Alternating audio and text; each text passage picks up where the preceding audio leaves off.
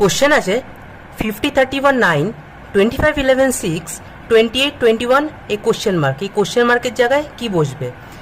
তো আমরা এটা রো ওয়াইজে সলভ করতে পারি, আবার কলম ওয়াইজে সলভ করতে পারি। আমরা সলভ করব রো ওয়াইজ। তো আমরা করব 9 স্কোয়ার ইকুয়ালস টু 81, এর থেকে মিডিল টার্মটা বাদ দিয়ে দেবো, মানে 31 ইকুয়ালস টু 50 আসছে।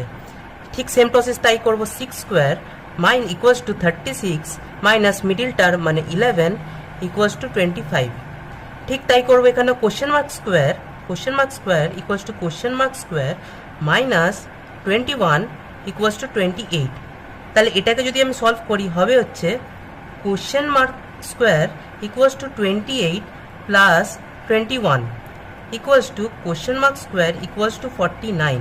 তার মানে কি হচ্ছে question mark equals to root over of 49, তার মানে কোশ্চেন ইকুয়ালস টু 7। তার মানে 7 অপশানে আছে, 7 ইজ দ্য রাইট অ্যান্সার।